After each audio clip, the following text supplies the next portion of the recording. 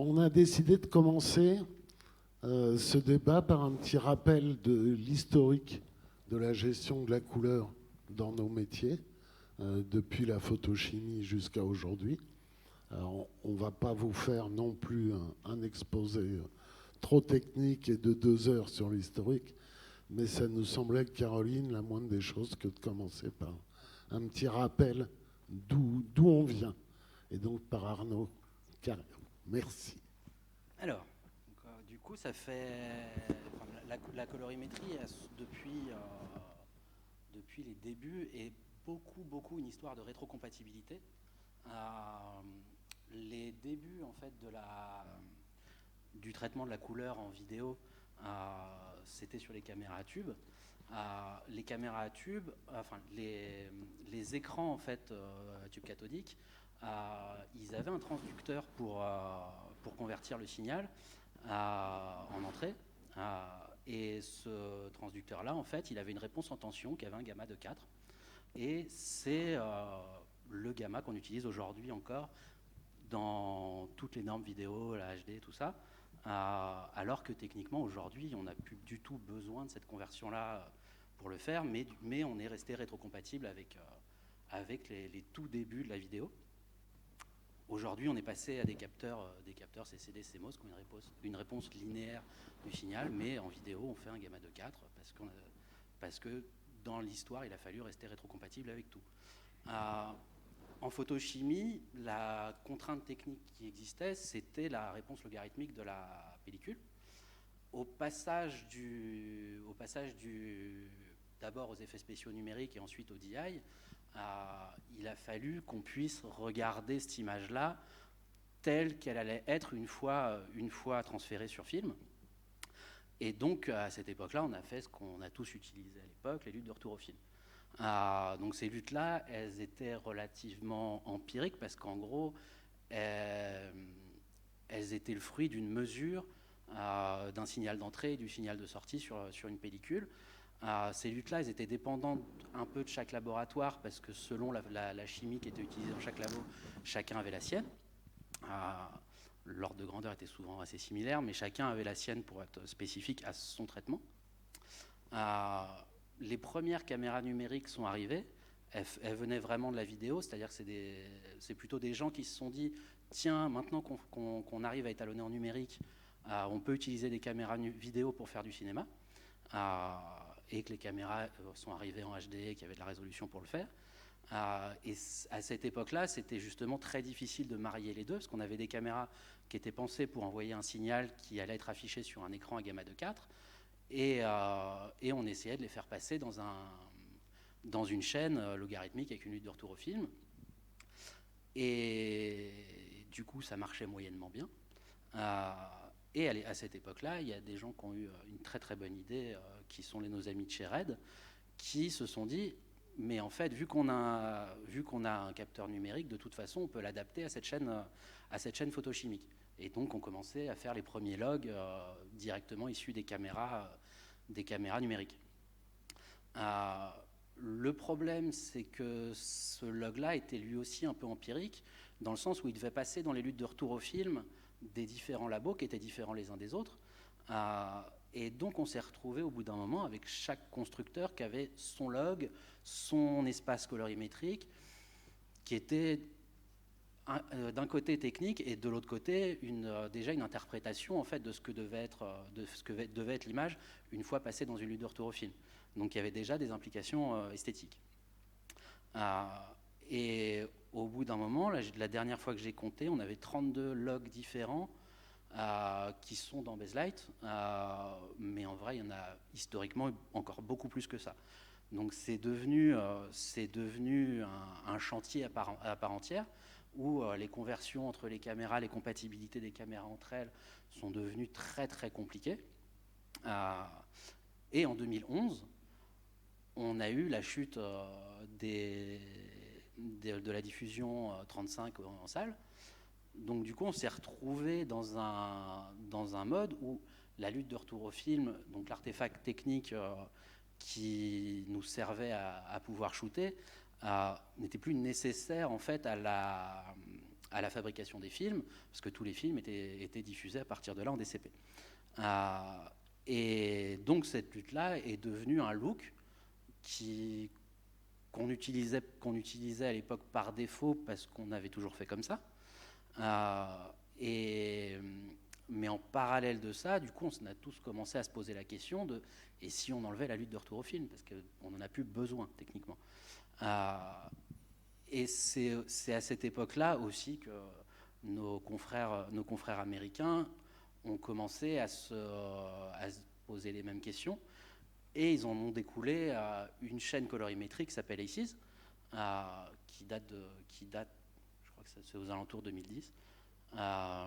Et donc cette chaîne, elle pose en fondement un truc, c'est que chaque caméra doit pouvoir être convertie dans un espace colorimétrique commun. Et donc du coup, le principal intérêt de l'ACES, c'est de commencer à se défaire des SDK des caméras qui nous demandaient, en fait, pour sortir le signal, de le préprocesser dans l'outil fourni par le fabricant. En ACES, de toute façon, on a un signal on peut coder l'ensemble des couleurs physiquement possibles, voire même des couleurs impossibles. Donc du coup, on peut balancer l'image du capteur directement en ACES sans avoir besoin de conversion entre les deux vers un log qui devait être affiché avec une lutte de retour au film. Donc l'ACES, c'est un truc qui est très technique, qui de base n'est pas quelque chose de looké, qui a un look, mais qui n'a pas forcément un look qui est très joli. Mais le but de l'ACES, c'est vraiment d'enlever les limites techniques et les conversions qu'on avait auparavant. Mais c'est pas de faire du look. Le look, il est à faire à côté. Donc on est passé en un temps assez réduit. Ça a duré. Ça a commencé il y a 10 ans, et on est passé d'un monde où on avait un look qui était très contraint par les luttes de retour au film et par la chaîne technique qu'on utilisait pour fabriquer nos films, à un monde où on a énormément de liberté sur ce qu'on peut faire, et donc aussi la liberté de faire des choses pas forcément conseillées. Juste un truc sur lequel je veux revenir dans l'historique et qui me paraît essentiel, c'est que tout benet qu'on était, on n'a pas pensé que pendant des années, on a bénéficié dans ce qu'avec Martin, on appelle la dictature Kodak, c'est-à-dire de gens qui travaillaient en interne et qui étaient une puissance phénoménale et internationale sur la couleur. Et qu'on était là à recevoir, finalement, à utiliser un savoir-faire dont on ne se préoccupait pas. On pensait que c'était nous qui créions avec la lumière, avec nos intentions artistiques, de costumes, de décors, etc. Mais c'était beaucoup Kodak qui travaillait pour nous. C'est vrai que quand on a quelque chose sous les yeux, par exemple la pellicule Kodak, on est habitué à ses couleurs et comment elle va réagir, on va composer avec. Mais on ne l'a pas assez questionné parce qu'elle était là. Quand on a quelque chose et auquel on est habitué, on ne le questionne pas quelque part. Et comme tu l'as très bien dit, à un moment donné, on s'est dit, en fait, c'est une lutte de retour sur film, ça fait plus vraiment sens parce qu'on fait plus de retour sur film. On peut l'enlever, mais en fait, on ne se rend pas compte que quand on l'enlève, de tout ce qu'on perd en termes esthétiques et artistiques. Et ici, c'est une culture très technique. C'est vraiment, ça a repris les bases de la science couleur, du CIE, etc., enfin, de toutes ces recherches qu'il y a eu sur la couleur au siècle dernier. Et ça a voulu en faire un modèle de gestion de la couleur très technique, mais qui, comme tu l'as dit, il faut repenser l'artistique. Et ça, c'est quelque chose qui a beaucoup de valeur, et du coup, qui est très secret, très mystérieux. Et donc, en fait, on a du mal encore, je trouve, à produire des choses qui aient l'équivalence de Kodak, parce que chacun va prendre ça dans son coin, chaque étalonneur fera sa sauce. Oui, on a clairement en numérique un champ des possibles quasiment infini. alors que pendant un siècle, on a travaillé à l'intérieur des guides de Kodak, et où donc notre créativité, et c'est peut-être là des fois où ça s'applique le mieux, mais notre créativité est jamais meilleure que quand on est encadré, quand on est contraint par quelque chose. Et du coup, la créativité de tous les chefs-op, et dans une moindre mesure des techniciens de laboratoire, c'était vraiment de travailler dans les contraintes de Kodak et essayer de trouver des idées ou des combinaisons à l'intérieur de ça. Mais on était toujours à l'intérieur, en fait, d'un entonnoir, en quelque sorte. Bah là, on a enlevé les petits trous, quoi, et du coup... Et là, on a retiré l'entonnoir. C'est un peu comme le HDR. Le champ des possibles est énorme. Du coup, Kevin, ce qu'on voulait pour continuer, c'était faire un état des lieux, justement, de ce que toi, tu constates sur un certain nombre de films par an, quand même. Voilà, ce que je constate, surtout en termes de workflow, entre guillemets, pour être un peu moins technique et parler de ce qui se passe dans les faits, en tout cas dans notre laboratoire. Là, on va parler d'un panel d'environ 23 films, je crois, sur 2021, où j'ai un petit peu regardé ce qui s'était fait. Tant dans la temporalité de des essais jusqu'à la sortie du film que dans le workflow couleur en vrai. Et du coup, sur la vingtaine de films, donc 23 on va dire en 2021, il y en a un seul qui a pu bénéficier du travail d'un color scientist, donc Florine en l'occurrence, et de divers allers-retours d'essais, donc d'un vrai travail de préparation du workflow couleur. 3 ont eu recours à un préétalonnage, ce qui est aussi très peu, et un seul a un travail de DIT sur le plateau qui a été remonté jusqu'à l'étalonnage. Pour la majorité des cas, ce qu'on observe, c'est une journée d'essai cam, souvent, malheureusement pas dans les décors du film, chez le loueur où on peut, très très proche du début du tournage, et une demi-journée d'étalonnage, de préparation des looks. Si on décompose cette demi-journée, si on va un peu plus regarder précisément ce qui se passe durant cette demi-journée d'étalonnage sur les, on va dire, environ 20 films qui n'ont eu qu'une journée, on a 2-3 heures de recherche du couple chef opérateur, opératrice, étalonneur, étalonneuse, 2-3 heures de travail sur quelques looks, et puis le reste, c'est consacré à la projection des essais, tout simplement. Donc on va dire qu'on a un look qui est créé en 2-3 heures, qu'on donne ces looks au laboratoire ensuite, qui va traiter les rushs de manière assez simple en réutilisant tous ces looks qui ont été créés. Effectivement, c'est vraiment trop peu pour espérer pouvoir remettre en cause tous les schémas classiques et trouver quelque chose. En plus, dans cette demi-journée, la matière utilisée est vraiment complètement déconnectée de la matière finale du tournage, enfin, la plupart du temps. Et du coup, on fait reposer sur les épaules de cette journée caméra tout le look du film pendant toute la post-prod. Il faut se rendre compte que ce look va se retrouver sur les retours plateaux, en montage image, en montage son, bruitage, etc., jusqu'au mixage, vu et revu pendant plusieurs mois, pendant toute une équipe, et va finir par forger une identité du film. Et, oui, et pendant même les projections intermédiaires, de vente du film, etc. Donc on se retrouve quand même avec une manière un petit peu insidieuse d'ancrer une image dans toute l'équipe technique de la réalisation à la production, en passant aussi par les techniciens. Ça a une influence évidemment sur tous les gens qui vont avoir un aspect créatif sur le film, même au son. Enfin, je veux dire, on va se retrouver avec une image qui a un poids alors qu'elle n'aura reposé que sur une demi-journée d'essai. Ça, c'est un peu le constat un peu triste. Du coup, pour redéfinir ces codes, c'est très compliqué d'arriver en étalonnage avec les 10 derniers jours. Une des étapes qui est la plus proche de la sortie du film, finalement, est de se dire qu'on va réinventer l'image pendant ces 10 jours au dernier moment. On a tous vécu la problématique de l'idéalisation de la copie de travail, où on se retrouve avec un réalisateur qui dit « Tu ne pourrais pas me remonter la copie de travail, tu es sûr ?» Et tout ça repose sur très peu de choses. S'il y avait plus d'essais, plus de temps, on pourrait amener du poids, amener une direction vraiment plus impactante et respecter plus la narration. L'enjeu majeur, c'est d'ouvrir des plages de recherche dans les laboratoires, en dehors des productions effectives des films. Parce qu'on sait que les périodes de production sont des périodes où il y a un stress majeur, des enjeux qui sont un petit peu compliqués à gérer, tant en termes de timing qu'en termes de disponibilité, etc.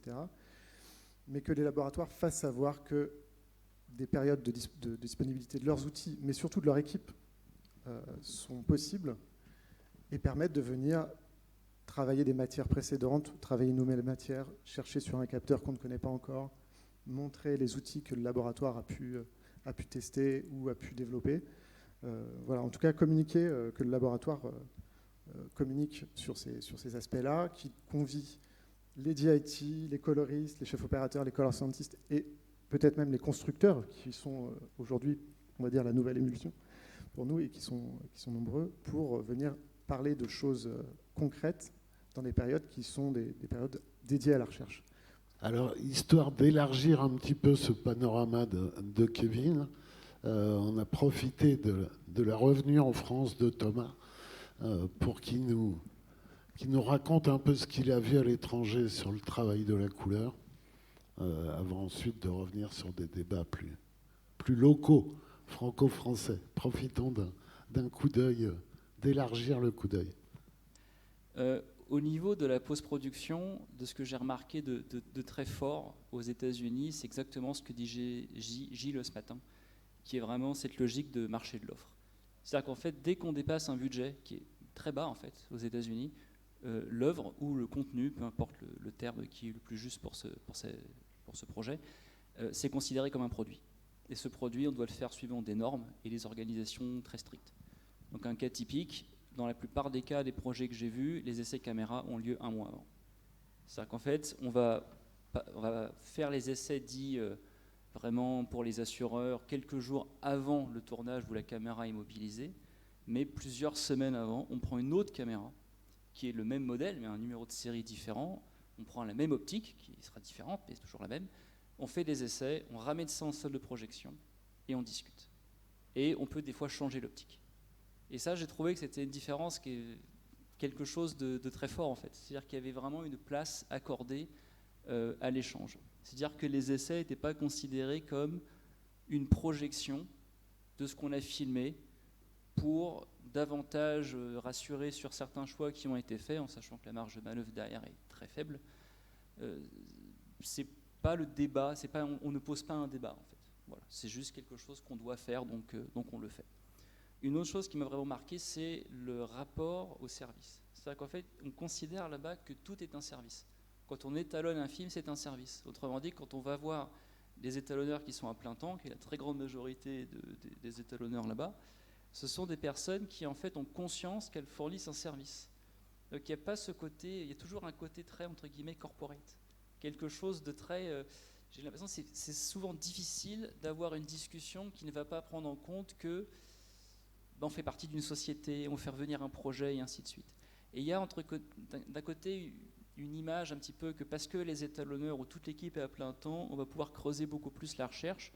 Ce que j'ai surtout vu, c'est qu'en fait, chacun tient à son poste. Chacun doit prétendre avec tout un système de hiérarchie entre les étalonneurs juniors, seniors et ainsi de suite.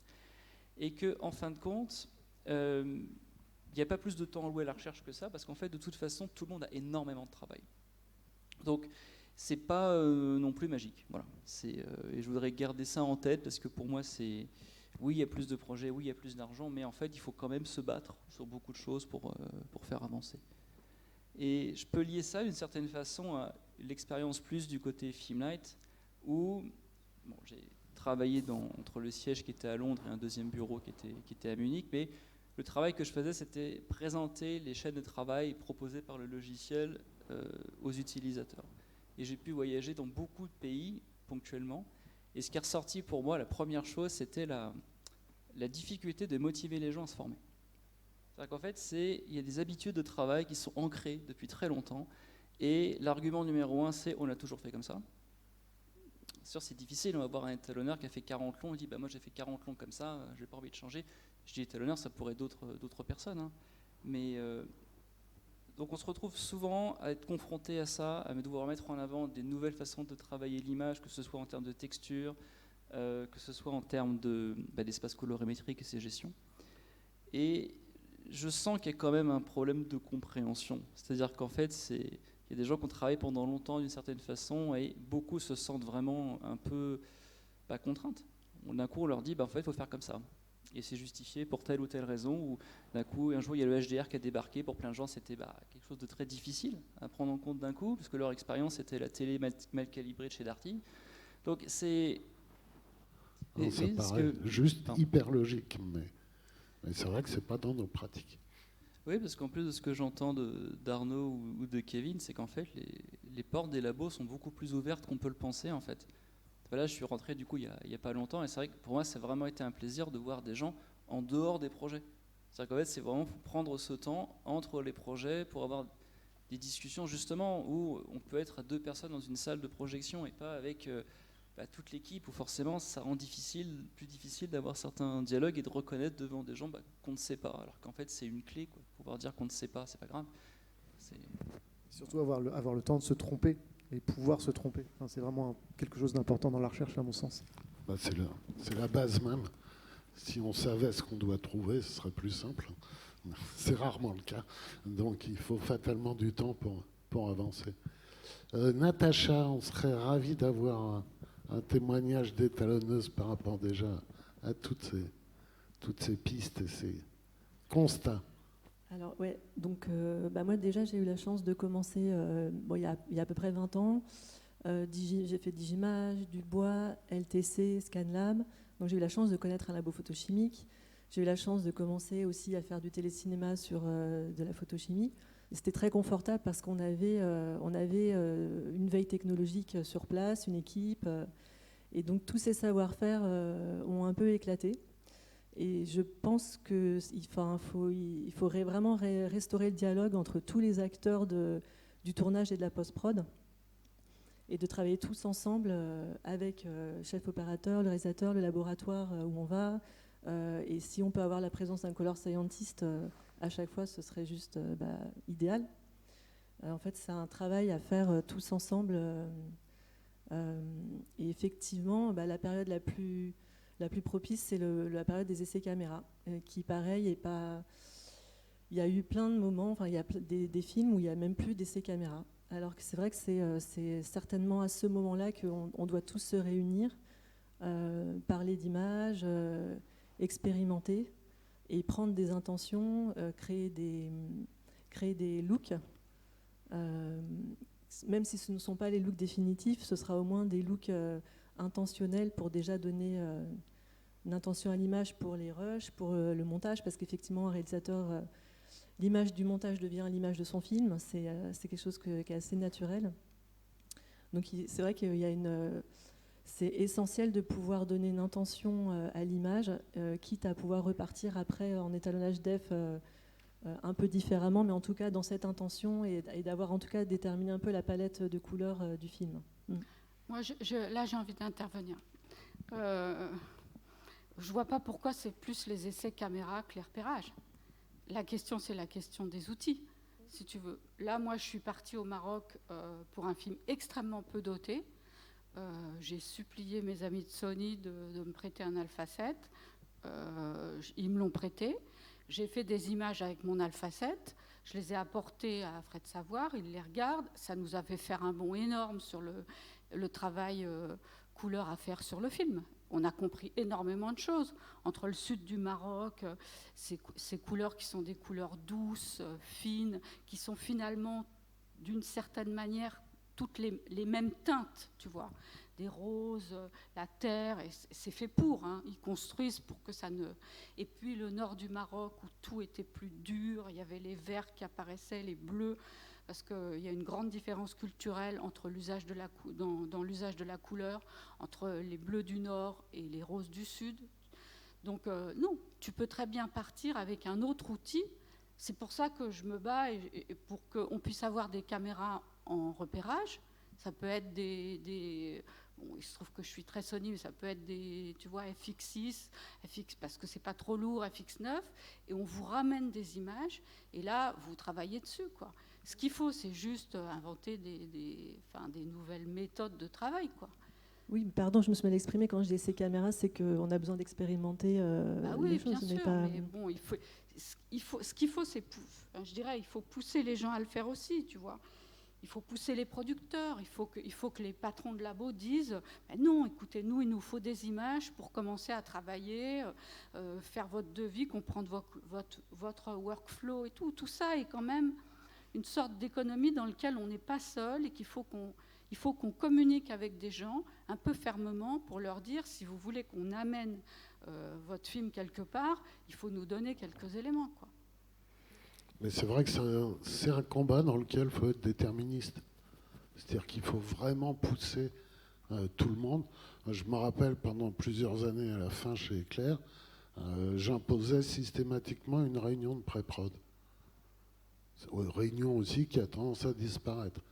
Je peux te dire qu'il y a bien des fois, on a réussi à le faire uniquement parce qu'on avait le nom Éclair au-dessus de nous.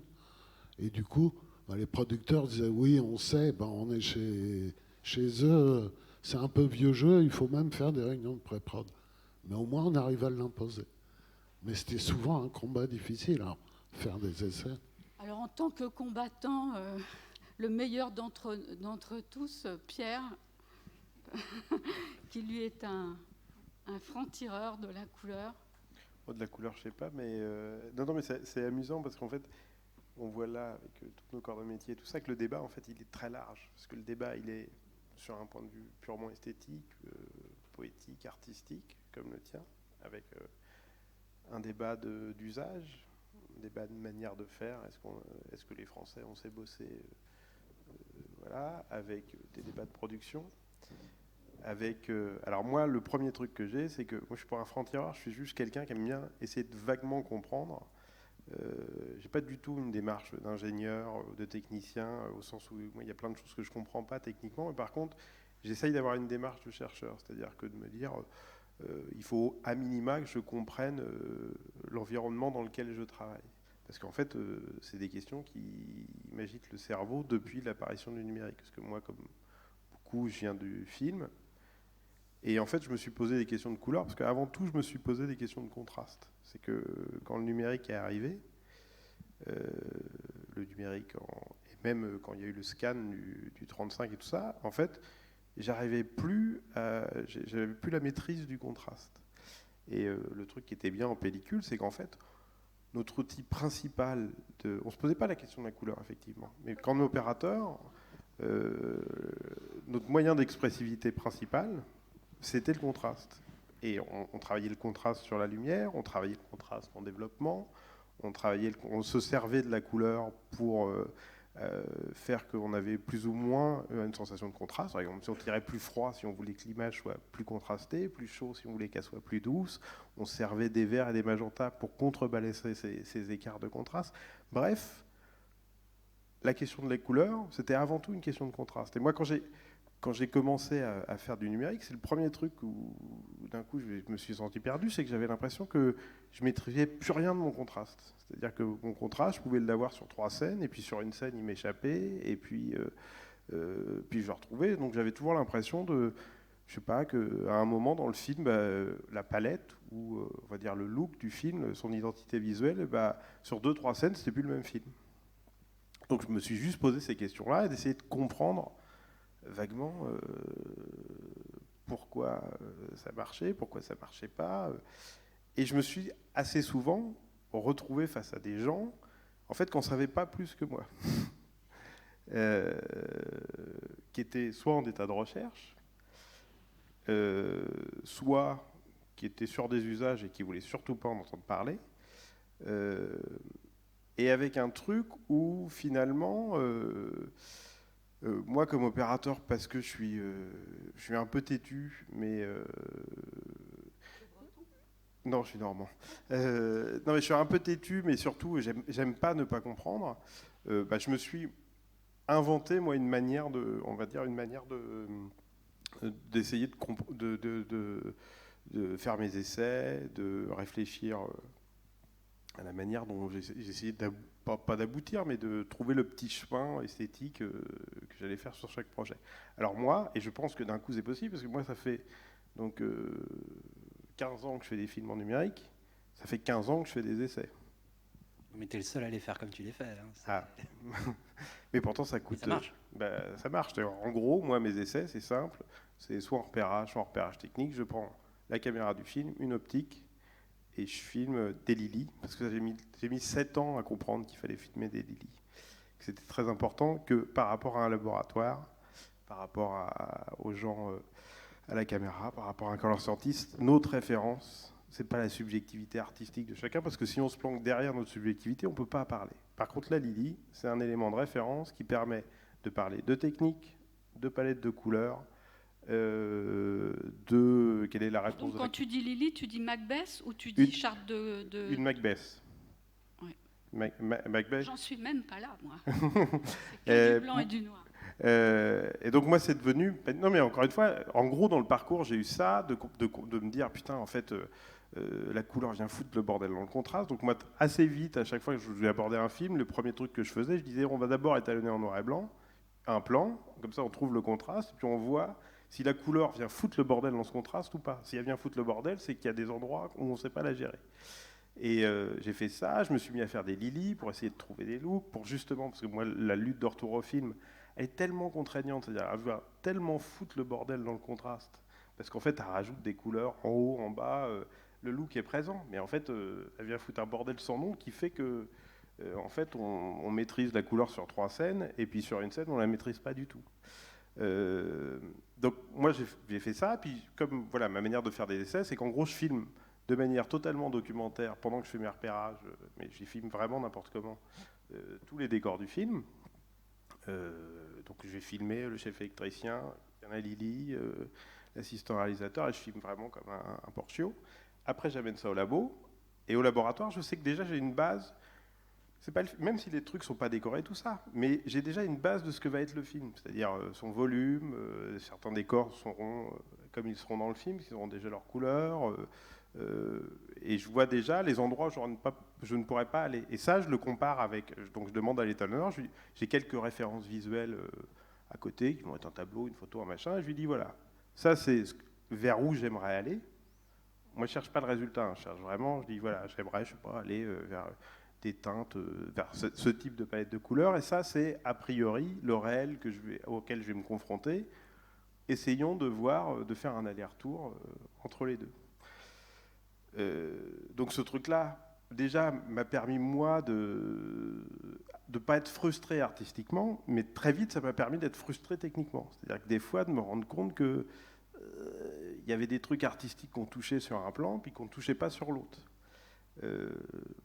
Et en fait, cette logique-là, donc j'ai essayé de comprendre. Et les 6, moi, c'est des choses dont on parle depuis 5-6 ans ensemble. Mais je trouve qu'Aurélien devrait là se glisser. Non ?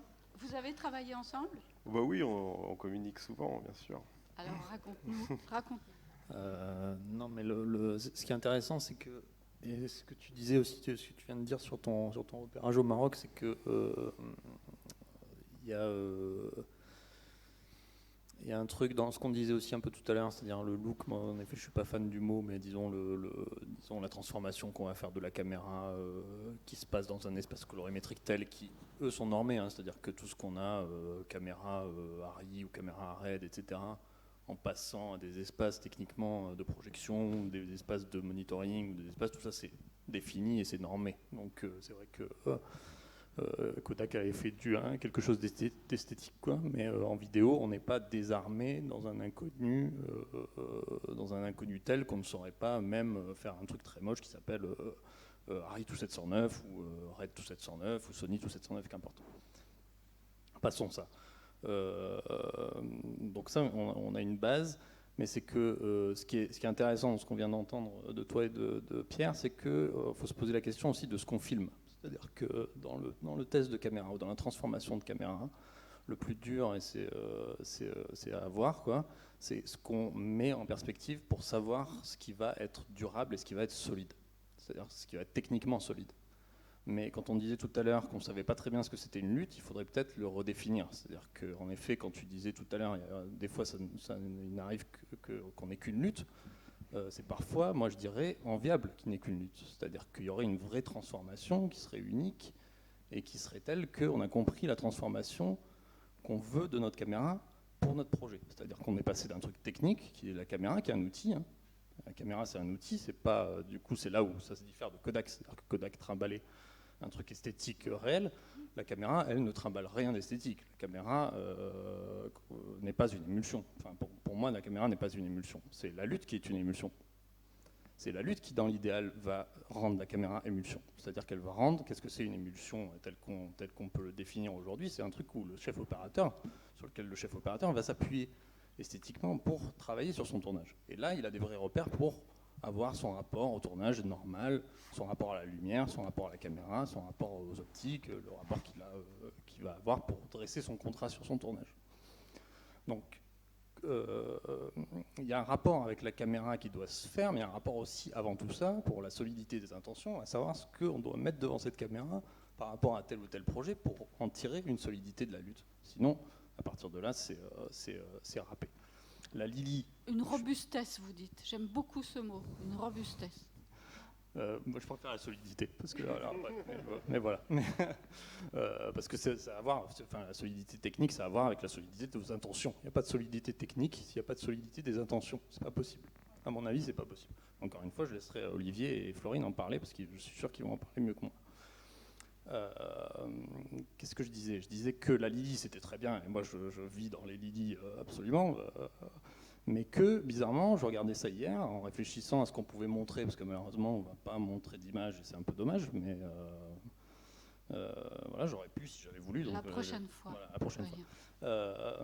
Mais en termes de couleur, d'espace couleur, une Lily, c'est les limites. C'est-à-dire que c'est les limites de la palette.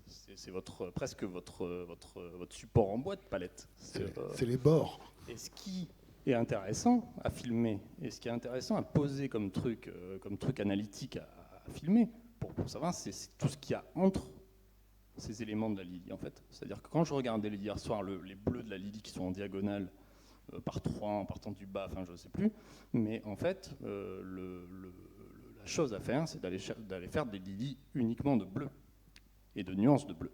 C'est là. Alors l'espace colorimétrique, c'est une limite, c'est-à-dire qu'en effet, techniquement ou esthétiquement, on peut poser des limites, on doit poser des limites, mais c'est aussi tout ce qu'il y a dedans, c'est aussi tout ce qu'il y a à l'intérieur, c'est tout ce qu'il y a comme nuances colorées. C'est-à-dire, tu parlais des nuances colorées tout à l'heure, et tu disais qu'il y avait du rose, de l'ocre, une idée qu'on peut se faire, mais c'est là-dedans que votre palette esthétique, elle va se situer vraiment, plus que sur les bords, parce que finalement, les bords, ils sont relatifs. C'est-à-dire, si je vous montre une saturation 709 et que on monte, enfin qu'on sorte d'une salle et qu'ensuite on aille en projection et qu'on monte cette même saturation en P3, vous aurez le même degré de saturation en fait. Si vous ne comparez pas vraiment côte-côte, ce qui à mon avis est la pire des solutions dans tous les cas, vous verrez que c'est saturé. Vous avez voulu un bleu saturé dans une boîte de nuit, vous avez voulu un feu rouge qui est saturé, vous avez voulu quelque chose. En tout cas, relativement, de toute façon, que ce soit en 709, en P3 ou en 2020 ou en HDR, vous aurez un rouge saturé. Donc ça, c'est pas le problème en fait. Le problème, ça va être les nuances. Est-ce que vous allez vouloir faire des nuances? Et quand on parle de nuances, on est forcé d'arriver à un point où la nuance très peu finalement saturée, elle va être l'endroit des peaux, des visages en fait. C'est-à-dire que les visages sont un endroit très resserré de ce qu'on peut appeler un gamut, et vont être par contre primordial pour la signature d'une esthétique et de quelque chose sur un film ou sur quelque chose qui est à la télé. Donc très important, moi à mon avis, de savoir ce qu'on doit filmer comme essai, et ça peut être très simple comme tu l'as dit Pierre, ça peut être très local comme tu le fais, et ça soulève un autre truc, mais peut-être qu'on y reviendra, je laisse parler quand même tout le monde, mais c'est que les caméras, là tu prends une Sony, un Alpha 7S3 pour faire des essais, je pense que ça ne devrait même pas être un problème, c'est-à-dire qu'il faut arriver à ce qu'on se trouve le moyen aussi de revenir là-dessus, c'est-à-dire une caméra n'étant pas une émulsion, on doit se servir d'une caméra comme un outil, c'est-à-dire que cet outil, il est subordonné à votre intention. C'est-à-dire que quand vous prenez un marteau et que vous tapez sur un clou, c'est vous qui tapez sur le clou. C'est pas le marteau qui vous dit comment le faire, en fait. Donc, cette histoire, moi je trouve ça très bien de prendre un Alpha 7S3 ou de prendre un truc pour les essais. Au moins vous avez une caméra, vous avez un support pour tourner des images, ça c'est à mon avis c'est très bien. Mais de ne pas se poser ça comme une frustration et de dire ce ne sera pas la caméra de mon tournage parce que de toute façon, c'est vous qui décidez de la caméra de tournage. c'est pas le constructeur de caméra. Oui, mais pour ça, il faut comprendre les CIS. Tu vois, non, mais si tu comprends les CIS, on peut adhérer très facilement à ton discours. Parce qu'effectivement, mais si on ne comprend pas... Et aujourd'hui, les gens ne comprennent pas... On se le fait imposer parce que le HDR et les formats de diffusion imposent les CIS, mais 90% des opérateurs ne comprennent pas les CIS. Parce qu'en fait, on s'est fait imposer un format sur lequel on n'a pas réfléchi. Comprendre les CIS, au moins comprendre ce qu'on fait d'une caméra quand on commence, ne serait-ce qu'à la toucher, en CIS ou pas. C'est-à-dire que je pourrais très bien prendre un Arri Watt Gamut, si je prends la caméra, travailler en Arri Watt Gamut et quand même transformer la caméra. C'est-à-dire que ne pas justement décréter qu'une Arri Alexa, c'est en fait l'Arri 709, quoi. Ce qui n'est pas le cas en fait. Techniquement, ce n'est pas le cas du tout. C'est-à-dire qu'il faut, à mon avis, ça avec le chef opérateur et qu'on aide tous, autant qu'on est à plusieurs étapes, et ça j'en reparlerai peut-être tout à l'heure, mais c'est qu'à plusieurs étapes, il faut faire connaître les choses au chef opérateur et qu'il soit impressionné de rien et qu'en fait la caméra est tout à fait capable d'être transformée. C'est-à-dire qu'elle n'a pas de points, ou alors très peu de points de contraintes qui vous seraient posés à votre tournage et machin. Et ça pose la question des essais, ça pose la question du temps de production, ça pose plein de questions. Mais il faut laisser parler les autres. Non, mais moi je voulais juste abonder dans le sens d'Aurélien sur ce qu'il dit sur. Moi je crois qu'il y a un peu une méconnaissance encore du numérique qui persiste. Et voilà, on en parle, qu'est-ce que c'est l'ACIS, qu'est-ce que c'est tout ça. Et ce savoir à mon avis, doit être apporté, on doit trouver une pédagogie pour encore mieux le raconter. Moi je vois un peu 3 étapes dans la fabrication d'une image. Il y a une étape qui est la scène, qui est entièrement entre les mains du chef opérateur ou de la chef opératrice. On parle de décor, on parle de lumière, on parle de costume, mais tout ça, voilà. Donc ça, c'est la scène. Il y a la capture, avec un objet de captation qui est la caméra, ou l'ensemble capteur-caméra. Et après, il y a l'interprétation couleur, où là, on parle depuis tout à l'heure de palette, de look, de lutte, et qui a comme but de nous amener à l'affichage. Parce que s'il n'y avait pas la problématique de l'affichage et la contrainte de l'affichage, on s'arrêterait à la capture, c'est-à-dire un décalque de la scène. Et en fait, oui, c'est un peu ce que je pense que tu voulais aborder, Aurélien, mais c'est que les caméras, en fin de compte, ont des algorithmes pour les rapprocher toutes les unes des autres. Et en fait, il y a encore même de la recherche à faire là-dedans, on peut aller encore plus loin là-dedans. Et donc demain, prendre un appareil photo léger, même un appareil photo sans miroir, quelque chose de vraiment compact, et faire des images et travailler dessus. Donc ça, c'est pas vraiment une grosse problématique, en fait, quoi. Voilà. Donc ça, j'aimais beaucoup cette idée de... Ça allait parce que ça représente une frustration pour l'opérateur qui ne peut pas partir 2 semaines avec une caméra en effet qu'il va avoir sur son tournage. Sauf que cette frustration, elle crée des malentendus et qu'en fait il a une caméra entre les doigts et qui peut très bien le faire avancer sur son projet en dehors du temps imparti par les essais qui est en effet ridicule en termes de temps. Et pour le coup, on n'est pas 3 jours avant le tournage. Oui, et puis pas dans donc on a le temps de travailler. Oui, et puis on filme, voilà, on recherche, on est dans la recherche, quoi. Oui, les essais aussi, ça c'est vraiment important, c'est quelque chose que j'ai pu observer, donc moi en tant que DIT. Donc en tant que DIT, dans cette assemblée, c'est un peu particulier comme position, parce que j'ai la position du bon élève, c'est-à-dire que moi je suis au service des intentions artistiques qui ont été dessinées, et je dois faire en sorte de les porter le plus loin possible, de ne jamais les perdre, de ne jamais qu'elles soient là pour le monteur, pour le réalisateur plus tard, à la vision des rushs, sur le plateau aussi.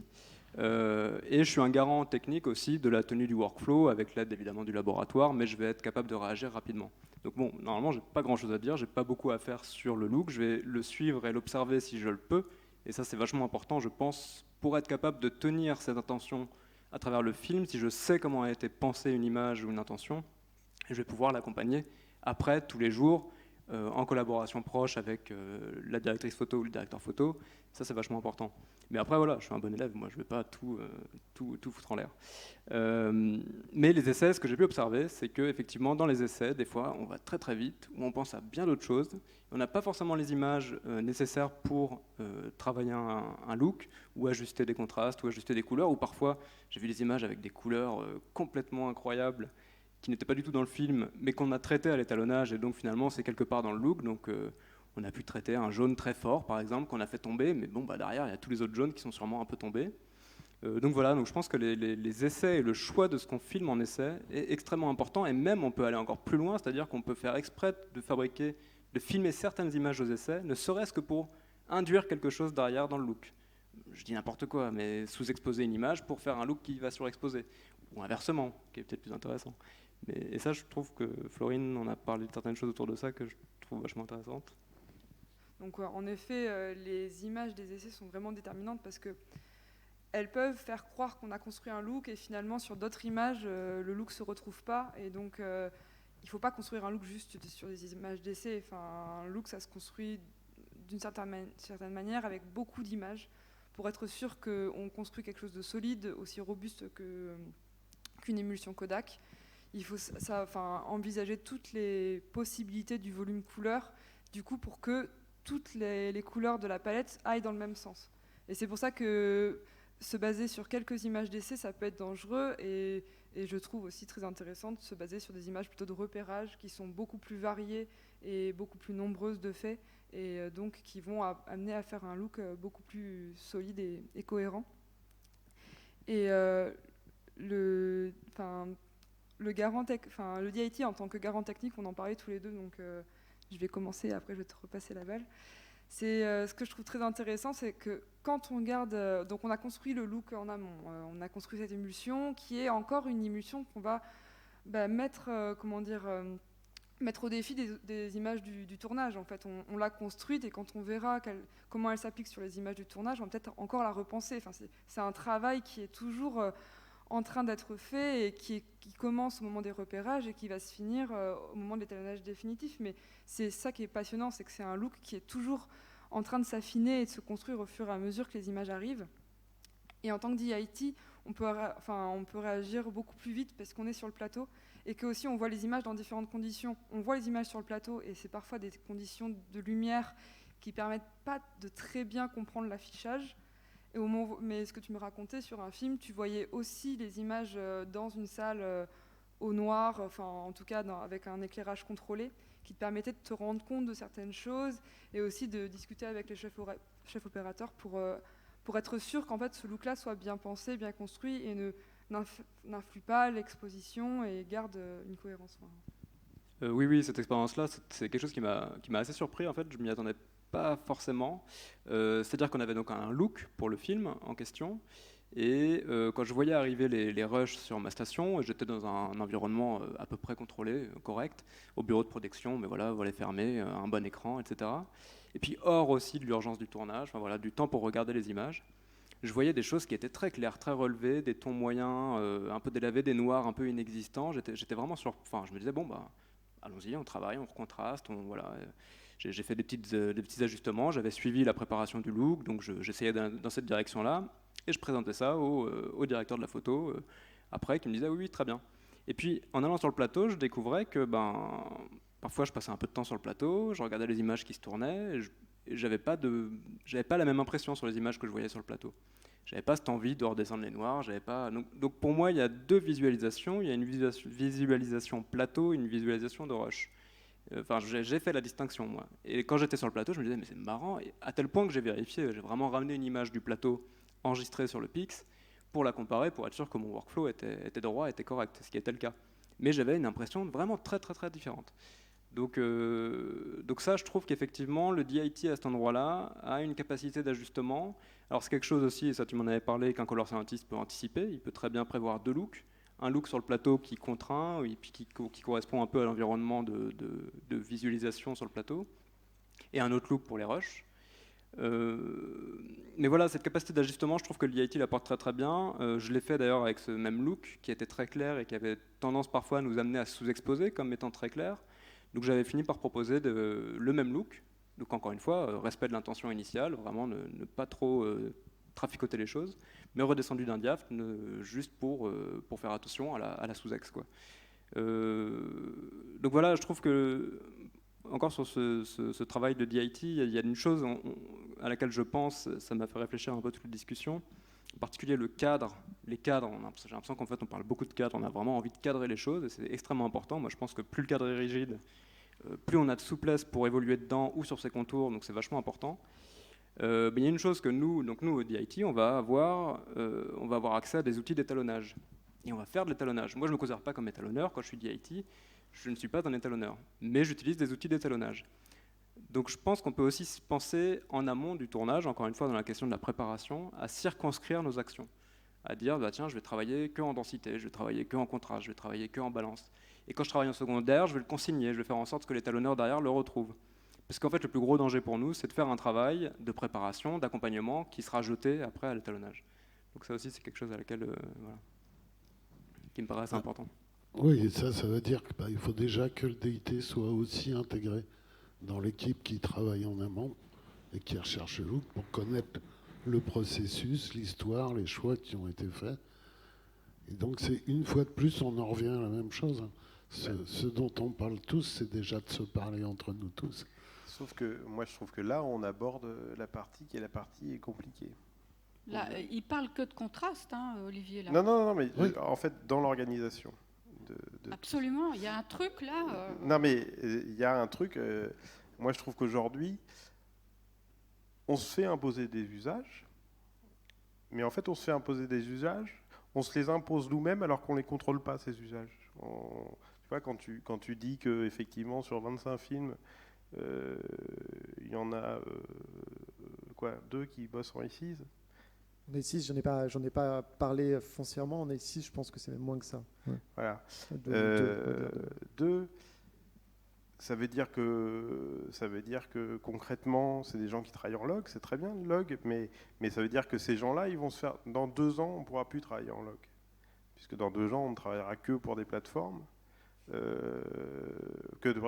ou des distributeurs comme Studio Canal, Pathé, qui veulent de toute façon des formats HDR. Donc, moi, je trouve que c'est obligatoire d'obliger les opérateurs à dire non, mais à partir de maintenant, vous ne travaillez plus en log et on va vous expliquer comment marchent les CIS. Parce qu'effectivement, pour un opérateur comme moi, par exemple, la difficulté, elle a été de passer au film, puis du film de comprendre le log. On nous a mis dans la chaîne du log et aujourd'hui, on nous dit non mais t'oublies ça, maintenant on te propose... Alors avant, on voyait une image toute grise et puis il fallait en tirer un contraste et puis maintenant on dit non mais t'oublies tout ça, on te présente une image avec un contraste qui est défini et puis tu retrouves et une couleur qui est définie, tu retrouves tes petits dedans, sachant qu'on ne propose pas, le laboratoire ne propose pas de color scientist intégré pour dire mais ce que tu vois là en E6, c'est pas ton look, c'est un truc de contraste technique, un truc de couleur technique, mais par contre, il y a le color scientist, tu lui dis dans quelle palette de travail tu veux aller, et puis nous, on va travailler. Donc ça, il n'y a pas cette proposition-là qui est faite, parce que le problème, c'est qu'aujourd'hui, quand on produit, on est dans une logique de production, c'est-à-dire qu'on arrive en étalonnage, et c'est top chrono, tu as 10 jours pour produire. Donc j'imagine que, alors pour un opérateur c'est pas confortable, mais pour l'étalonneur ça l'est encore moins puisque c'est pas à ce moment-là que tu peux prendre le temps de faire de la recherche. Exactement. Évidemment. Et puis c'est pas, mais au-delà de la recherche artistique, on va dire juste de se dire techniquement sur quoi on fonde notre travail, parce que et techniquement d'un coup ça regroupe tout, ça regroupe des usages, comment l'image voyage. Parce que moi, en fait, c'est que ça qui m'intéresse. C'est comment l'image elle va voyager de la tête du metteur en scène jusqu'à la projection vers le spectateur. Et comment, artistiquement, techniquement, industriellement, comment on va faire pour que ce parcours, à un moment, il soit fluide, intéressant, et que les intentions de départ, elles arrivent au spectateur. Et même s'il y a des effets spéciaux. Et surtout s'il y a des effets spéciaux. Parce que finalement, moi je me suis aussi posé ces questions-là de la couleur. En fait, in fine, j'ai eu cette petite chance. Je dis beaucoup je parce que je m'aime énormément. Mais j'ai eu cette chance-là de faire beaucoup de films avec... Bon, beaucoup. Allez, 4 films avec beaucoup d'effets spéciaux. Et en fait, dès que vous faites des films avec des effets spéciaux, on n'est plus du tout dans un truc de gestion de couleurs sur de l'artistique. On est juste dans un truc basiquement technique de... Ok, personne ne comprend rien. Et c'est juste une boucherie atomique avec, et moi je ne peux pas me retrancher derrière, on va dire, mes conditions, enfin, mon envie artistique. Il y a juste qu'à un moment, techniquement, je me dis, mais je ne comprends pas, en fait, ils ne doivent pas regarder les images de la même manière que moi ici. Enfin, on se retrouve avec des trucs où ça ne peut pas marcher. Donc en fait, on est obligé déjà de se poser sur quelle base technique on fonde notre industrie. C'est pour ça que je dis que moi, continuer à faire des films en log, c'est-à-dire en gros, continuer à dire qu'on s'en fout de faire des effets. Et aujourd'hui, 80% des boîtes d'effets spéciaux, elles travaillent pas en E6 en France. C'est plus le cas. Ça a changé récemment.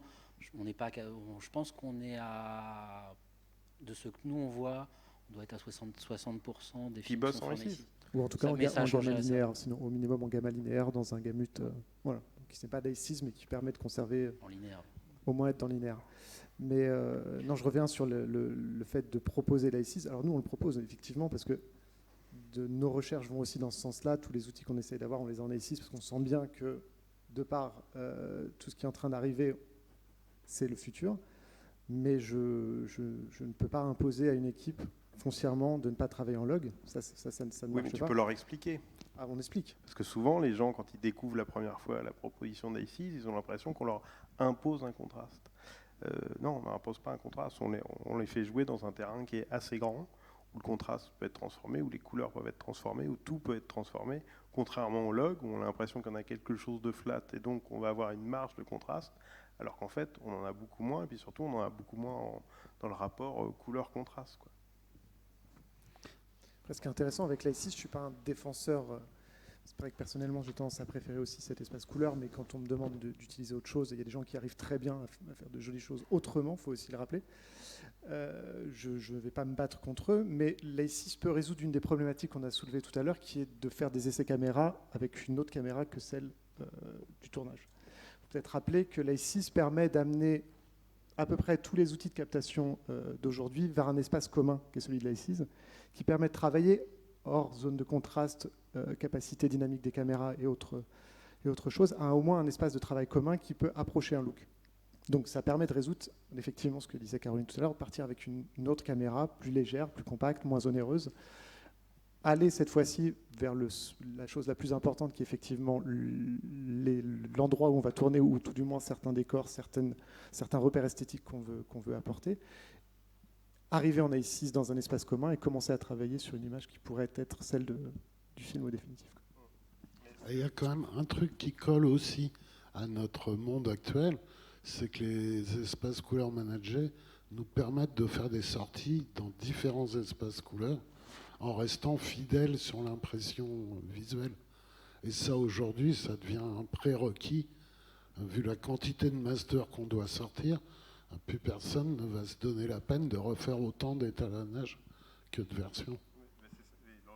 Donc il est là l'enjeu, au final. C'est pour ça qu'on est, même qu'on veuille ou qu'on ne veuille pas, on est obligé d'en passer par là, puisque je veux dire, l'obligation de faire du HDR, c'est pas à long terme, c'est vraiment, c'est dans 1 an ou dans 2 ans. Donc c'est déjà arrivé. Oui, c'est déjà arrivé, mais on peut encore.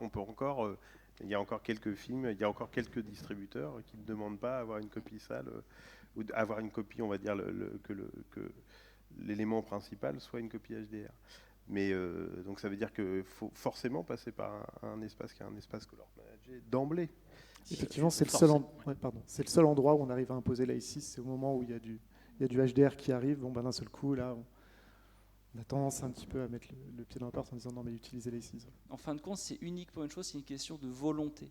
Et ce que je trouve intéressant, j'avais vu plusieurs fois le titre de la conférence, et c'est tout à l'heure en regardant que j'ai vraiment tilté sur une chose, c'est peut-être un petit peu bête, mais on parle de revenir à un imaginaire de la couleur, c'est-à-dire que dans un sens, on admet qu'on l'a perdu, quoi.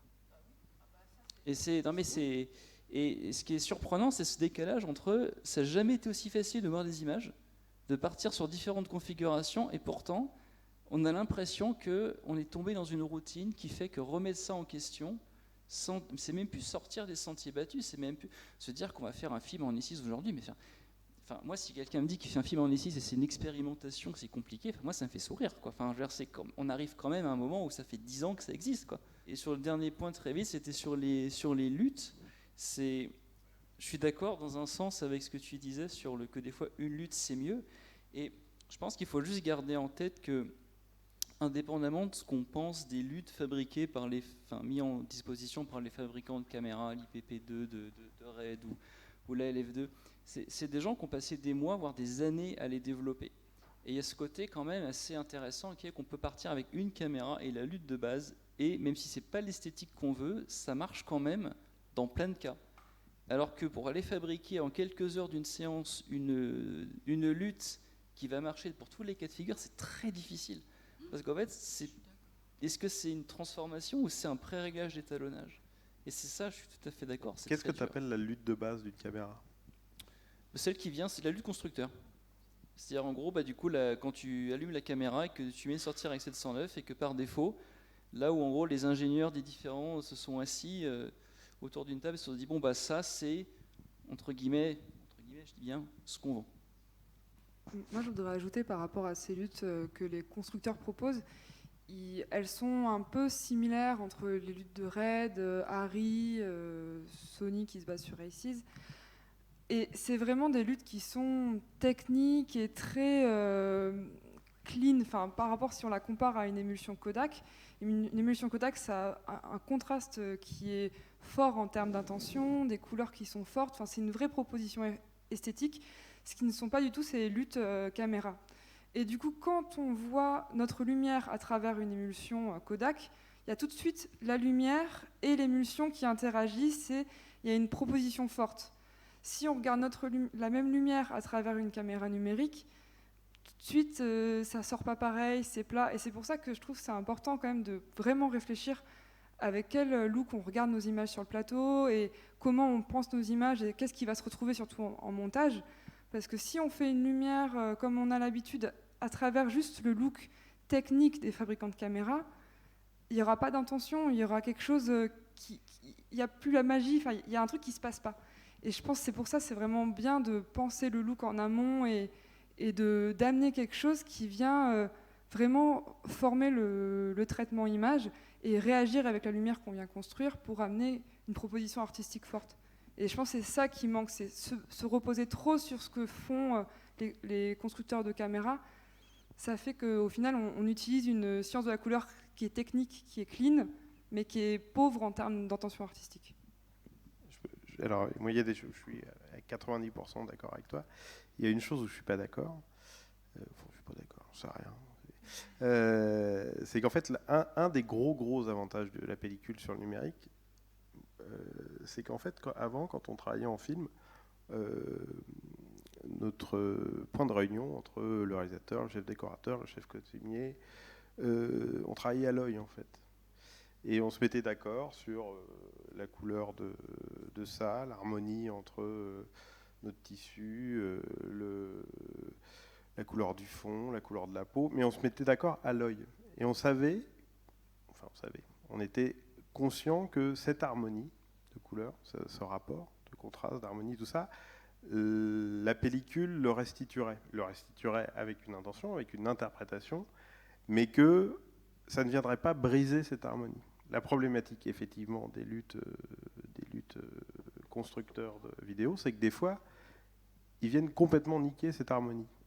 Et qu'en fait, moi, la difficulté que j'ai eue souvent en numérique, c'est que j'ai un étalonneur qui n'a pas vu le réel, qui visualise quelque chose sur un écran et qui croit que ce qui est sur son écran, c'est une reproduction finalement assez cohérente du réel, sauf que des fois, ça a tordu vraiment une harmonie. Alors, je vais dire un truc très con, par exemple, sur les rouges, quand on travaille en Alexa, sur les rouges, sur la couleur du bois, on a l'impression que tous les bois, c'est de l'acajou. Alors que quand on choisit, quand un ensemblier de cinéma choisit le meuble qu'il va mettre, il se pose la question de quelle est la couleur de ce bois.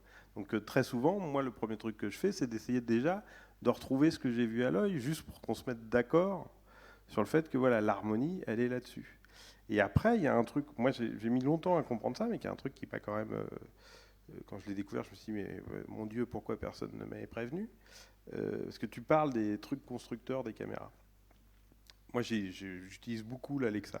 Il se trouve que j'ai mis 4 ans à comprendre que, en fait, quand j'utilisais l'Alexa en jour, éclairé par des projecteurs jour, ou quand je l'utilisais en nuit, éclairé par des projecteurs tungstène, en fait, déjà, j'avais pas la même palette.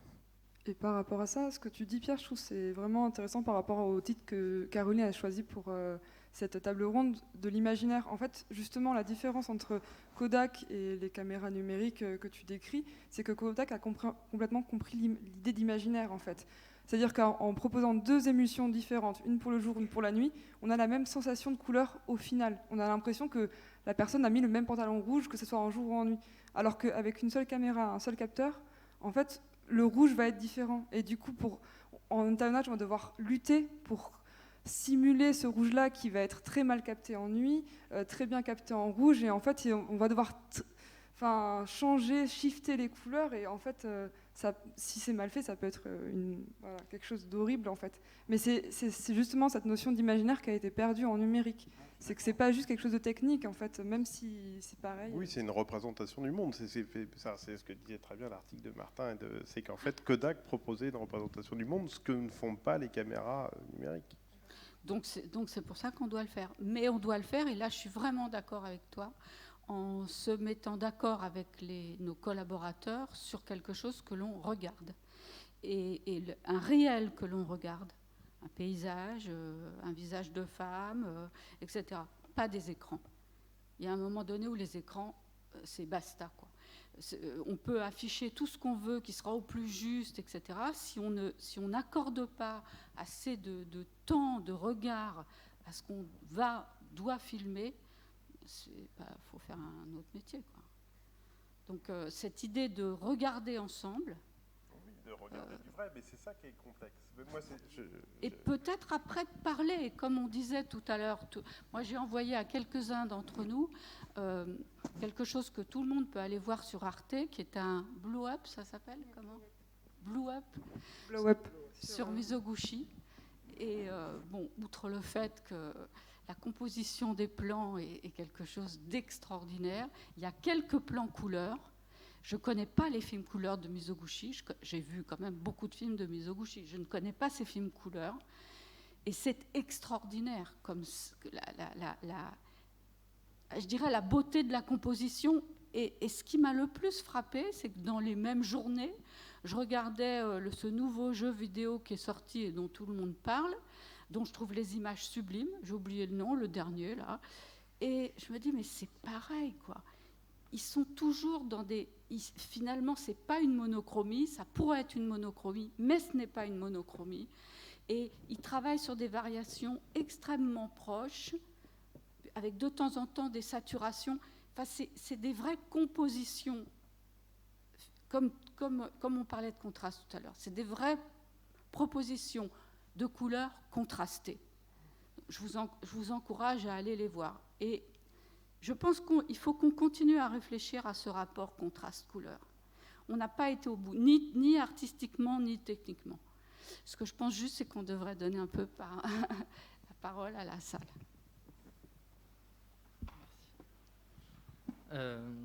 Du coup, moi, je trouve cette discussion vraiment passionnante, et je voulais rajouter quelque chose à la discussion, parce que là, on tourne sur une discussion de professionnels très mature sur ce que vous faites et sur toutes les connaissances techniques acquises.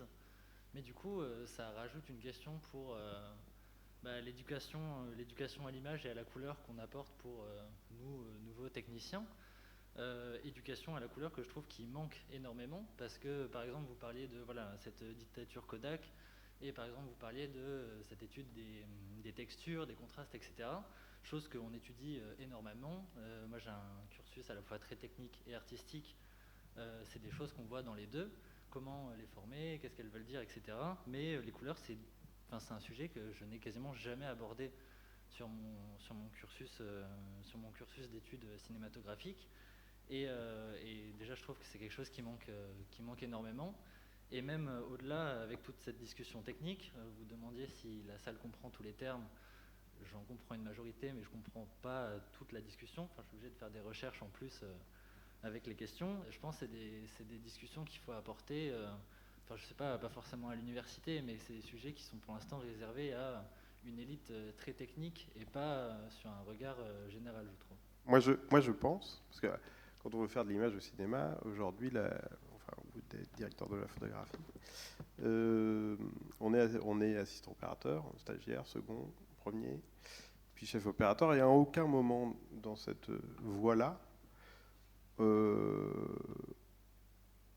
est étalonneur ou assistant étalonneur ou assistant DIT. Moi, je pense que le premier truc déjà, c'est que dans le schéma de progression professionnelle, les assistants opérateurs, les gens à un moment, ils se posent des questions d'étalonnage et de traitement de la couleur. Moi, je fais le vœu aujourd'hui, et c'est un truc que j'essaye de faire dans mes équipes, c'est qu'en fait, je pense qu'a priori, dans le parcours professionnel des gens qui vont travailler avec moi, à un moment, ils seront obligés de faire un poste qui sera TIT ou assistant workflow, enfin des gens qui ne seront pas un travail de face en étant pointeur ou second assistant caméra, mais qui seront obligés de se fader du rush, de l'étalonnage, probablement un peu de synchro David, un truc où, parce que je pense qu'il y a aussi un lien entre, il y a un lien entre la production et la post-production qui s'est brisé à un endroit, et que ce lien, c'est à nous de le redéfinir. Alors moi, comme opérateur, je pense qu'il faut le redéfinir comme ça. Il faut dire, vous voulez faire de l'image, aujourd'hui, c'est pas comme avant. Aujourd'hui, une partie de l'image artistiquement, elle se crée en post-production. Donc autant que vous appreniez à le faire quand vous êtes quand vous apprenez votre métier et que vous êtes l'assistant d'un opérateur. Et moi, c'est quelque chose que j'essaye de faire, mais là où je suis extrêmement frustré, c'est que depuis 5-6 ans, je me dis, j'espère à chaque fois que je vais avoir quelqu'un qui va rentrer dans mon équipe, il aura un savoir sur le numérique, sur les effets spéciaux, bien plus grand que le mien. Et que d'un coup, moi, il pourra tirer un petit peu de l'expérience que j'ai acquise ou de l'expérience classique que j'ai acquise, et puis moi, je pourrais tirer bénéfice de sa culture qui est extrêmement différente de la mienne. Et en fait, je me suis aperçu que la plupart des gens qui arrivent qui sont plus jeunes que moi, en fait, ils n'ont pas plus d'expérience, ils n'ont pas plus d'expertise technique, pas plus d'intérêt pour les VFX, et qu'en fait, ils veulent être opérateurs, mais ils sont finalement assez peu intéressés à leurs outils, à ce qui vont être les outils de demain. Ils ne savent pas plus que moi, alors que c'est très facile aujourd'hui de se fader des tutos de VFX, d'être abonné à Art of VFX juste pour comprendre. Et je me retrouve, moi, qui suis quand même d'une autre génération, à devoir leur expliquer comment fonctionne un fond vert. Moi, je ne sais pas me servir d'un Davinci, mais au moins de leur expliquer des bases, alors que, a priori, vous êtes quand même une génération où vous avez tous les outils à votre disposition et vous pouvez déjà avoir un apprentissage empirique de tout ça qui nous aiderait bien, nous les opérateurs qui sont déjà un peu vieux. Florine ? Et stage labo surtout, parce qu'il y a ça aussi, c'est qu'avant, il y avait des stages labo, aujourd'hui il n'y a plus de stages labo. Moi je milite vraiment encore une fois contre une espèce de système d'ubérisation. Moi je suis pour le fait qu'on soit l'assistant de quelqu'un. Parce que en fait le savoir c'est le lien, c'est le lien du savoir. Donc on a besoin d'être l'assistant de quelqu'un pour continuer à progresser. Aujourd'hui, moi, ce que je reproche dans le freelance et tout ça, c'est pas du tout les gens. Enfin, c'est qu'en fait, en se tournant vers le freelance, on empêche les gens d'apprendre du savoir de quelqu'un. Enfin, c'est quelqu'un qui va se lancer comme étalonneur ou comme opérateur, s'il n'a pas été l'assistant de quelqu'un, bien sûr, moi aujourd'hui, avec une caméra numérique, il y a plein de gens qui n'ont pas mon âge, qui n'ont pas mon expérience, qui vont faire des images qui seront nettement plus efficaces que les miennes. Mais en route, il aura peut-être perdu un petit peu de cette transmission et de ce truc qui fait qu'il y a des endroits un peu compliqués où il faut avoir... c'est bien d'avoir un espèce de rétroviseur, de se dire « Ah, mais en fait, avant, moi, tous les trucs que j'ai appris sur le numérique, c'est vraiment en me posant les questions de comment on faisait avant. Ah, qu'est-ce qu'on a perdu? Où sont mes points de repère? Où je me raccroche pas au film. Moi, j'ai pas refait de film depuis 10 ans. J'ai pas fait d'argentique depuis 10 ans. Mais par contre, je me suis posé les questions de pourquoi ça fonctionnait pas très bien, on va dire, la fabrication en numérique, en me disant mais pourquoi avant ça semblait mieux fonctionner. Et je pense que voilà, je pense que vous avez une génération qui a de la chance, que vraiment vous pouvez faire par vous-même. Après, voilà, le truc qu'on vous propose pas, c'est qu'on vous propose d'être stagiaire, on vous propose pas d'être nos assistants. Et ça, c'est un peu chiant parce que effectivement, on a besoin de ça. Et moi, je trouve que les labos, ils devraient accueillir plus de stagiaires, mais des stagiaires qui veulent être des gens qui veulent être chef opérateur ou qui veulent être script, ou qui veulent être des gens qui veulent faire du terrain, parce que c'est ça qui manque aujourd'hui, c'est qu'entre le labo et le terrain, il y a un grand gap. Vous avez votre langage qui est un langage hyper technique. Les gens du terrain ont un langage qui est un langage hyper artistique. Le seul endroit où ça continue d'exister de manière sereine, c'est les loirs de caméra. Où pour le coup, moi je trouve qu'on continue d'avoir un rapport entre la technique, le terrain, machin, qui est sain. Oui, et puis il y a une chose qui est arriver à formuler son goût. Cette chose que Martin raconte de Céline Boson venant à Louis Lumière, expliquant voilà ce qu'elle avait fait pour tel film, et puis Martin, l'année dernière, allant secourir Céline Boson sur un étalonnage et qui lui redit exactement la même chose. J'aime que les peaux soient cristallines, claires, mais que certaines couleurs soient saturées, le rouge. J'aime que les blancs aient un petit peu de magenta. Il y a des gens qui ont une vraie esthétique de la couleur. Ça n'a pas changé depuis 15 ans chez Céline, mais il y avait une justesse de formulation. Et ça, c'est extrêmement important, d'arriver à employer des termes. C'est pour ça que vos acronymes, des mots qui ne veulent plus rien dire, et tout ça, c'est effrayant.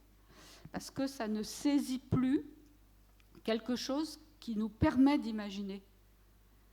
Quand je vous dis une peau cristalline, quand je vous dis un rouge saturé, et quand je vous dis un peu de magenta dans le blanc, vous représentez quelque chose. Il y a dans les multiples tutos Filmlight que je vous invite tous à regarder, il y en a à peu près 1600 heures, et en fait ils font beaucoup d'interviews d'étalonneurs qui sont assez intéressantes. Et il y en a une notamment, ils interviewent l'étalonneur de David Fincher. Donc David Fincher, c'est un maniaque de la technique et tout ça.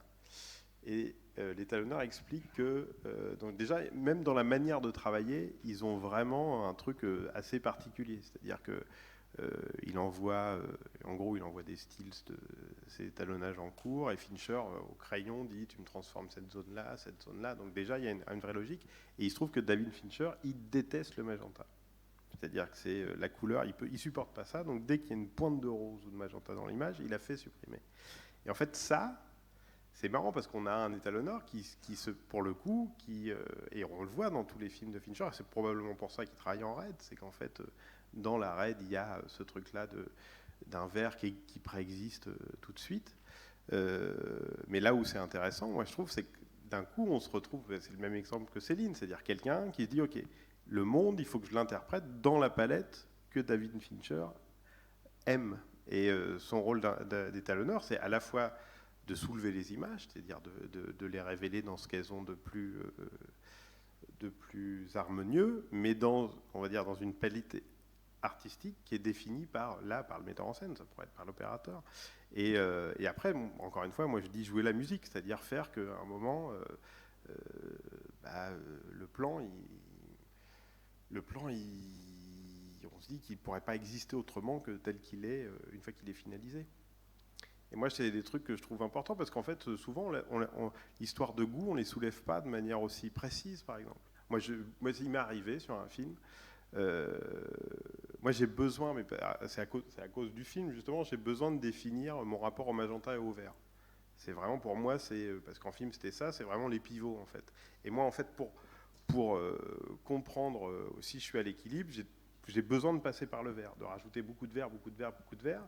Et très souvent, pour trouver mon neutre, d'une certaine manière. Et très souvent, ça m'est arrivé avec des étalonneurs où on arrivait à un point absurde où je lui disais il y a trop de vert, où il me disait il y a trop de magenta, ou l'inverse. Mais et ce truc-là de trouver effectivement une sensibilité. En fait, c'est une histoire de sensibilité. Mais et le mot dit bien ce qu'il dit, c'est-à-dire que moi, les étalonneurs avec qui je m'entends bien, c'est que je sais qu'on a la même sensibilité. C'est-à-dire qu'en gros, il va être sensible au vert comme moi, au magenta comme moi. Et je ne vais pas être obligé de lui dire il y a trop de rouge, parce qu'il va de lui-même enlever du rouge, parce qu'on a la même sensibilité au rouge, par exemple. Et je trouve que ça, in fine, le travail d'étalonnage, il ne devrait être que sur ça. Il devrait être juste à mesurer les poids, à mixer l'image d'une certaine manière. Et on se retrouve effectivement très souvent à chercher l'image du film à essayer de faire que les réalisateurs s'habituent à autre chose que ce qu'ils ont vu pendant 6 mois. Enfin, et moi, je trouve que c'est compliqué pour les étalonneurs de pas être. Moi, je trouve que les étalonneurs devraient suivre le film du début à la fin, en fait. Si je peux juste rebondir du coup par rapport au rôle de l'étalonneur, et je trouve, Pierre, je suis assez d'accord avec la manière dont tu le verbalises. En fait, en tout cas, ça montre que le tandem chef opérateur étalonneur est assez important. Et voilà, et c'est une question de sensibilité, de goût, de résonance, d'être au diapason, de travailler ensemble. Effectivement, en tant qu'étalonneur, on intervient sur le ressenti de l'image. Il y a un côté animal où voilà, on voit des images et à un moment donné, on étalonne le film, c'est l'image du film, c'est l'image qui est juste pour le film. Et il faut que ce qu'on ressente quand on voit les images, ce soit dans ce sens-là. Tu crois que c'est... Moi, je ne crois pas que c'est l'image du film. Moi, je crois que quand je donne les images à l'étalonneur, je lui dis c'est tes images. En fait, ouais, quand je dis l'image du film, c'est quand on a talonné. En fait, on a oui, mais je pense qu'il faut, pour le coup, là où on ne doit pas être humble, c'est dans le fait de vouloir s'approprier les choses. Moi, je trouve que moi, quand un étalonneur s'approprie mes images, mais pour moi, il n'y a pas plus beau compliment. Ça veut dire qu'en fait, et de la même manière que j'imagine, moi, je sais qu'un réalisateur, j'espère qu'un réalisateur, quand je commence à m'approprier ses idées, il est content. Ça veut dire qu'il est capable de transmettre ses idées. Et s'il est capable de me les transmettre à moi, il y a quand même de grandes chances qu'il soit un peu plus capable de les transmettre aux spectateurs. Moi, c'est pareil. Je me dis, si ce que j'ai essayé de faire, petitement, un étalonneur est capable de dire « Oh putain, vas-y », de manière opportuniste, mais joliment opportuniste, de se les approprier pour en faire quelque chose de mieux, ça veut dire que potentiellement, il va y avoir des spectateurs derrière à qui ça va créer un imaginaire. Et moi, je crois que là-dessus, pour le coup, il faut être hyper humble sur la technique, se dire, mais ça, je comprends rien. Mais par contre, sur le fait de se dire, mais laisse-moi venir sur le terrain avec toi, que ce n'est pas que l'image du film. Parce qu'aujourd'hui, quand on parle de l'image du film, en France, le problème, c'est que ça veut dire qu'on parle de l'image du film de l'auteur. Et qu'il se trouve que les auteurs, ils en ont rien à battre des trucs techniques, pour la plupart. Et donc, c'est pour ça qu'on se retrouve esselés. C'est pour ça que nos conversations, à un moment, elle est un peu fermée et qu'on croit que c'est que de la technique. C'est pas que de la technique, c'est profondément artistique. Sauf que la personne à qui ça appartient effectivement in fine, qui est l'auteur du film, le réalisateur ou même le producteur, il est comme un enfant gâté et il veut surtout pas qu'on lui casse son jouet. Au lieu de se dire, mais vas-y, joue avec mon jouet. Et moi, je pense que par rapport à ça, ensemble, il y a un endroit où on n'ose pas dire, mais c'est pas le film, c'est c'est l'investissement qu'on met dans notre travail qui est beau, qui est intéressant. Et puis ce qu'on voit quand même de l'extérieur de la relation, parce que moi, je suis bien placé pour voir la relation chef-op étalonneur, ce qu'on voit, c'est que quand il y a un vrai couple chef-op étalonneur qui se crée, on voit bien qu'ils ne travaillent pas sur un film, ils sont dans l'évolution, et on voit que leur sensibilité évolue aussi, parce que moi, j'entends que vous cherchez un étalonneur qui a la même sensibilité que vous. Ce que je vois de l'extérieur, c'est que souvent les sensibilités finissent par se rejoindre à force de vous fréquenter. Quand on voit des vrais couples chef-op étalonneurs, souvent c'est ça, c'est que leur sensibilité se crée ensemble.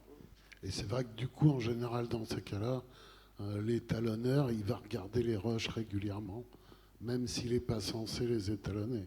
Ce qui est pour moi un problème en soi, parce que être investi dans un film quand on y est parachuté 10 jours dans sa vie, c'est quand même compliqué d'y apporter grand-chose et d'y comprendre beaucoup de choses. Et le fait pour un étalonneur que de suivre les rushs, au moins de les superviser, ça lui permet de rentrer dans l'histoire de fabrication du film et de commencer à y réfléchir, etc. Enfin, je pense que c'est une partie intégrante du processus. Après, nous, on essaye toujours de faire en sorte qu'à minima, l'étalonneur dev du film soit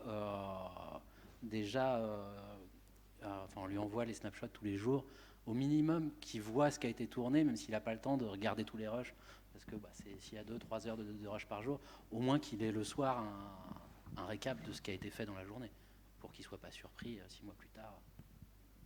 Ouais, comme du temps des labos de la photochimie, où c'était pas forcément les talents dev qui passaient tous les rushs, mais ils les regardaient au moins en partie, quoi.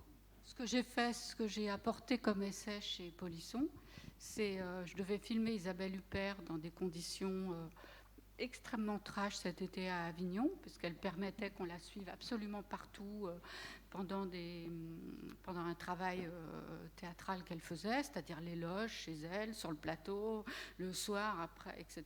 Et donc, j'ai pris une copine rousse, je l'ai filmée dans beaucoup de situations, j'ai donné ces images à Martin et à Laurent Ripoll, ils les ont travaillées, ils ont finalement créé, vous dites un look, moi je dirais un espace couleur, mais pour une rousse, et on a collé ça sur les images que j'ai faites, et c'est formidable. Donc il y a même ce truc de pouvoir se dire, bon, on n'a pas l'acteur, on n'a pas l'actrice sous la main, on peut trouver quelqu'un qui a à peu près la même peau, la même couleur, etc., et travailler dans ce sens-là, quoi. Après, c'est déjà la version luxe, c'est-à-dire qu'on a des images qui ont été faites pour ce film. Nous, on serait ravis, hein, mais c'est déjà... C'est un rêve. On a tellement de films où, en gros, les seules images qu'on a pour lesquelles travailler, et les seules images sur lesquelles on puisse discuter d'images, c'est un mec assis sur une chaise avec un fond noir et deux bouts de tissu. Tout le monde n'a pas des copines rousses. Non. C'est le seul moyen d'arriver à travailler sur l'image en amont. Parce qu'effectivement, on a difficilement la possibilité de le faire, hormis quelques chefs opérateurs qui arrivent à l'imposer ou à convaincre leurs producteurs que c'est indispensable. Mais je pense qu'on a aussi tous collectivement un énorme travail à faire vis-à-vis des productions pour leur faire comprendre qu'on a besoin de temps en amont et que le temps, c'est aussi un peu d'argent. Mais surtout, s'il n'y a pas le temps, on ne fera rien, quoi. Merci à tous.